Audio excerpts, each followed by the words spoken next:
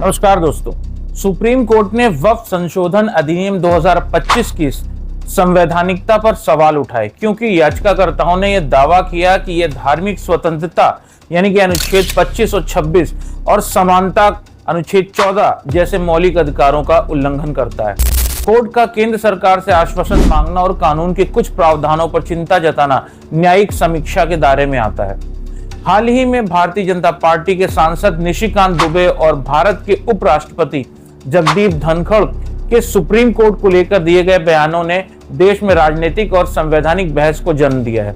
आइए इन बयानों को संक्षेप में समझते हैं। निशिकांत दुबे का बयान जो था उसको देख लेते हैं। झारखंड के गोंडा से 4 बार के सांसद निशिकांत दुबे ने 19 अप्रैल 2025 को सुप्रीम कोर्ट और भारत के मुख्य न्यायाधीश सीजेआई संजीव खन्ना पर तीखी टिप्पणी की। वक्फ संशोधन 2025 की सुप्रीम कोर्ट में चल रही सुनवाई के संदर्भ में दुबे ने कहा, सुप्रीम कोर्ट अपनी सीमाओं से बाहर जा रहा है। अगर कानून बनाना सुप्रीम कोर्ट का ही काम है तो संसद और विधानसभाओं को बंद कर देना चाहिए। देश में धार्मिक युद्ध और गृह युद्ध भड़काने के लिए सुप्रीम कोर्ट और सीजेआई जिम्मेदार है, ऐसा दुबे ने कहा। दुबे ने यह भी सवाल उठाया कि सुप्रीम कोर्ट राष्ट्रपति को विधेयकों पर 3 महीने में फैसला लेने का निर्देश कैसे दे सकता है, क्योंकि राष्ट्रपति ही सुप्रीम कोर्ट के जजों की नियुक्ति करते हैं। उनके इस बयान ने विपक्षी दलों जैसे कांग्रेस, सपा और एआईएमआईएम की तीखी आलोचना को जन्म दिया। कांग्रेस नेता जयराम रमेश ने इसे न्यायपालिका पर हमला करार दिया। बीजेपी ने दुबे के बयानों से किनारा कर लिया। पार्टी अध्यक्ष जेपी नड्डा ने कहा, निशिकांत दुबे का बयान उनका व्यक्तिगत विचार है, बीजेपी इसका समर्थन नहीं करती और न्यायपालिका का सम्मान करती है। इसके बावजूद सुप्रीम कोर्ट के वकील अनस तनवीर ने दुबे के खिलाफ अवमानना कार्रवाई शुरू करने के लिए अटॉर्नी जनरल से अनुमति मांगी है, क्योंकि उनका बयान सार्वजनिक मंच पर दिया गया था। उपराष्ट्रपति जगदीप धनखड़ का बयान। धनखड़ ने 18 अप्रैल 2025 को राज्यसभा के प्रशिक्षुओं को संबोधित करते हुए सुप्रीम कोर्ट की भूमिका पर सवाल उठाए। Prime minister who imposed emergency was held accountable in 1977 and therefore let there be no doubt about it. Constitution is for the people and its repository of safeguarding it is that of elected representatives. They are the ultimate masters as to what constitutional content will be. Tamil Nadu सरकार बनाम राज्यपाल मामले में supreme court के फैसले का जिक्र करते हुए उन्होंने कहा, जिसमें कोर्ट ने राष्ट्रपति को विधेयकों पर 3 महीने में फैसला लेने का निर्देश दिया था। धनखड़ ने कहा, सुप्रीम कोर्ट सुपर संसद की तरह काम नहीं कर सकता। ये लोकतांत्रिक ताकतों पर परमाणु मिसाइल नहीं दाग सकता। राष्ट्रपति के लिए समय सीमा तय करना और कानून बनाना न्यायपालिका का काम नहीं है। जजों की कोई और जवाबदेही नहीं होती, क्योंकि देश का कानून उन पर लागू नहीं होता। धनखड़ ने यह भी कहा कि अगर सुप्रीम कोर्ट कानून बना रही है तो संसद को बंद कर देना चाहिए। उपराष्ट्रपति धनखड़ के इस बयान को सुप्रीम कोर्ट की शक्तियों पर एक टिप्पणी के रूप में देखा गया, जिसने कार्यपालिका, विधायिका और न्यायपालिका के बीच संवैधानिक तनाव को उजागर किया। सुप्रीम कोर्ट बार एसोसिएशन के पूर्व अध्यक्ष विकास सिंह ने राष्ट्रपति धनखड़ की टिप्पणी को गैर जिम्मेदाराना बताया और कहा कि उच्च संवैधानिक पदों पर बैठे लोगों को ऐसी बयानबाजी से बचना चाहिए। दोनों बयानों ने एक महत्वपूर्ण सवाल को जन्म दिया है कि क्या सुप्रीम कोर्ट अपनी संवैधानिक सीमाओं का उल्लंघन कर रहा है या यह लोकतंत्र की रक्षा के लिए जरूरी कदम उठा रहा है। आज के वीडियो में जानेंगे वास्तव में सवाल का क्या जवाब है। बने रहिएगा और वीडियो को अंत तक देखिएगा।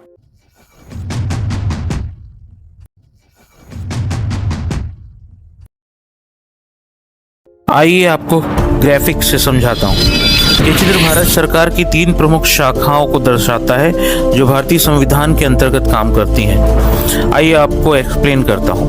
पहला जो है वो विधानसभा, जिसे लेजिस्लेटिव भी बोला जाता है, ये कानून बनाने का कार्य करती है। इसमें संसद यानी कि पार्लियामेंट आती है जो 2 सदनों में विभाजित होती है, राज्यसभा और लोकसभा।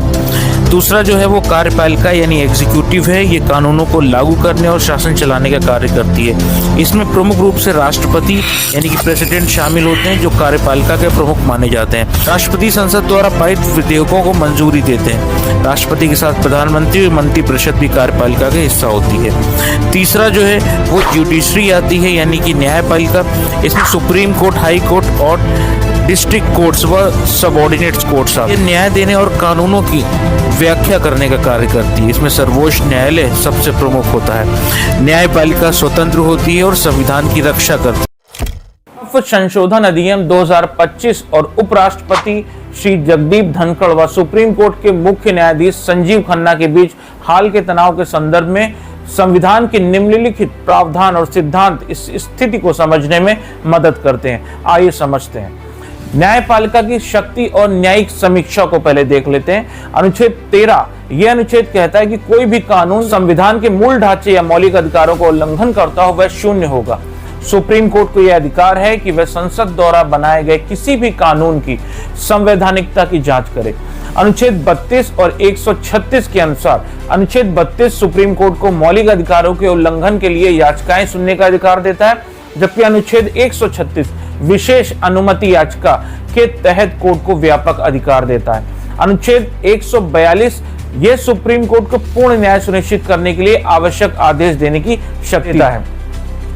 न्यायिक समीक्षा का सिद्धांत अगर आप देखें, केशवानंद भारती मामले 1973 में सुप्रीम कोर्ट किया था कि न्यायिक समीक्षा संविधान का मूल ढांचा है। इसका मतलब है कि सुप्रीम कोर्ट कार्यपालिका या विधायिका के किसी भी कार्य की जांच कर सकता है अगर वह संविधान के खिलाफ हो तो।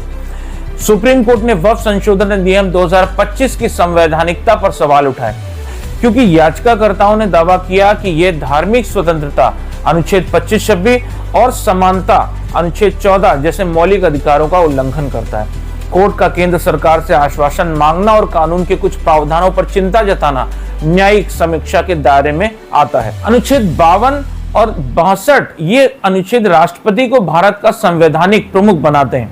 राष्ट्रपति संसद द्वारा पारित विधेयकों को मंजूरी देता है, अध्यादेश जारी कर सकता है और संवैधानिक मामलों में मंत्रिपरिषद की सलाह पर कार्य करता है। अगर अनुच्छेद 74 को देखते हैं तो यह राष्ट्रपति को मंत्रिपरिषद की सलाह मानने की बाध्यता है। हालांकि वह कुछ मामलों में विवेकाधीन शक्तियों का उपयोग कर सकता है, जैसे कि सरकार के गठन में असमंजस की स्थिति में। राष्ट्रपति के कार्य संविधान के अधीन है। अगर राष्ट्रपति का कोई निर्णय जैसे कि विधेयक को मंजूरी देना या अध्यादेश जारी करना असंवैधानिक पाया जाता है तो सुप्रीम कोर्ट उसकी समीक्षा कर सकता है। उदाहरण के लिए रमेश्वर प्रसाद बनाम भारत संघ 2006 मामले में सुप्रीम कोर्ट ने बिहार विधानसभा भंग करने के लिए राष्ट्रपति के फैसले की समीक्षा की थी। वक्फ संशोधन अधिनियम को राष्ट्रपति ने 5 अप्रैल 2025 को मंजूरी दी। सुप्रीम कोर्ट इस कानून की संवैधानिकता की जांच कर रहा है, न कि राष्ट्रपति की मंजूरी देने के कार्य की। संविधान के तहत राष्ट्रपति का यह कार्य मंत्रिपरिषद की सलाह पर आधारित है और कोर्ट सीधे राष्ट्रपति को आदेश देने के बजाय कानून की वैधता पर ध्यान दे रहा है। न्यायपालिका और कार्यपालिका के बीच अगर संबंधों को देखें, शक्तियों को जो पृथक्करण है यानी कि सेपरेशन ऑफ पावर जो है वो भारतीय संविधान में शक्तियों का स्पष्ट पृथक्करण नहीं है, लेकिन यह सिद्धांत कार्यपालिका, विधायिका और न्यायपालिका के बीच संतुलन बनाए रखता है। इंदिरा गांधी बनाम राजनारायण 1975 और केशनीनाथ त्रिपाठी बनाम भारत संघ 1992 जैसे मामलों में सुप्रीम कोर्ट ने कहा है कि कोई भी अंग दूसरे के क्षेत्र में अनुचित हस्तक्षेप नहीं कर सकता। न्यायपालिका की स्वतंत्रता जो है वो संविधान के अनुच्छेद 50 में न्यायपालिका को कार्यपालिका से अलग रखने की बात कही गई है। सुप्रीम कोर्ट की स्वतंत्रता संविधान का मूल ढांचा है। संविधान में कोई प्रावधान नहीं है जो सुप्रीम कोर्ट को राष्ट्रपति को सीधे आदेश देने की अनुमति देता है। हालांकि कोर्ट राष्ट्रपति के कार्यों की वैधता की जांच कर सकता है। उदाहरण के लिए एसआर बोम्मई बनाम भारत संघ 1994 में कोर्ट ने राष्ट्रपति द्वारा अनुच्छेद 356 यानी कि राष्ट्रपति शासन के उपयोग की समीक्षा की थी। उपराष्ट्रपति श्री जगदीप धनखड़ ने सुप्रीम कोर्ट के एक अन्य मामले में कोर्ट द्वारा राष्ट्रपति को समय सीमा देने की टिप्पणी पर आपत्ति जताई। उनका तर्क था कि राष्ट्रपति को निर्देश देना संवैधानिक रूप से ठीक नहीं है, लेकिन वक्फ मामले में सुप्रीम कोर्ट ने सीधे राष्ट्रपति को कोई आदेश दिया ही नहीं। उसने केंद्र सरकार से आश्वासन मांगा और कानून की समीक्षा की। अनुच्छेद 25 और 26 ये अनुच्छेद धार्मिक स्वतंत्रता और धार्मिक संस्थानों को अपनी संपत्तियों के प्रबंधन का अधिकार देते हैं।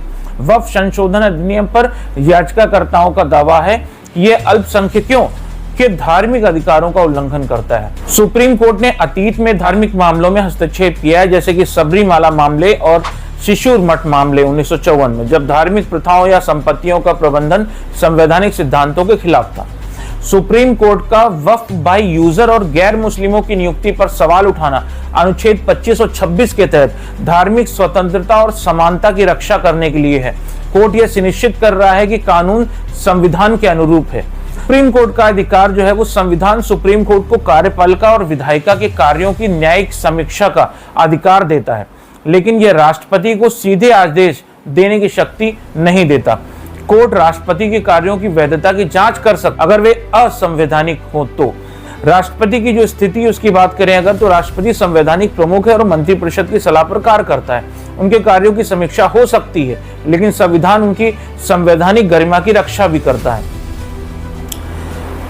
सुप्रीम कोर्ट ने वक्फ संशोधन अधिनियम की संवैधानिकता की जांच शुरू की है, जो उसके अधिकार क्षेत्र में ही है। उपराष्ट्रपति की टिप्पणियां सामान्य रूप से न्यायपालिका के हस्तक्षेप पर थीं, लेकिन वक्फ मामले में कोर्ट ने राष्ट्रपति को कोई सीधा आदेश दिया ही नहीं।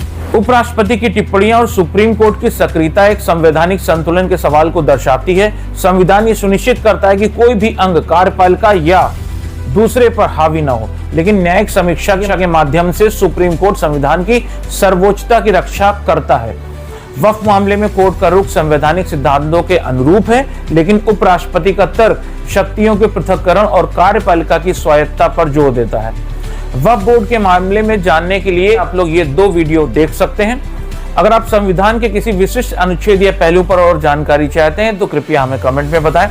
वक्फ संशोधन अधिनियम पर सुप्रीम कोर्ट की सुनवाई और उपराष्ट्रपति की टिप्पणियां भारत में न्यायपालिका, कार्यपालिका और विधायिका के बीच शक्ति संतुलन को लेकर एक गहरे संवैधानिक सवाल को दर्शाती है। सुप्रीम कोर्ट ने वक्फ कानून के कुछ प्रावधानों पर चिंता जताकर और केंद्र को निर्देश देकर अपनी संवैधानिक भूमिका निभाई है, जबकि उपराष्ट्रपति ने न्यायपालिका के दखल को कार्यपालिका की स्वायत्तता पर हमला बताया। यह विवाद न केवल वक्फ कानून के भविष्य को प्रभावित करेगा, बल्कि भारत की संवैधानिक व्यवस्था में शक्तियों के बंटवारे पर भी बहस को तेज करेगा। अगर आप इस मुद्दे के किसी खास पहलू पर और जानकारी चाहते हैं तो कृपया हमें कमेंट करके बताएं। ये वीडियो आपको कैसा लगा? आशा करता हूँ वीडियो आपको पसंद आया होगा। पसंद आया हो तो लाइक कीजिएगा, चैनल को सब्सक्राइब कर लीजिएगा। मिलते हैं नए वीडियो में, तब तक के लिए अपना ध्यान रखिए। वंदे मातरम। नमस्कार।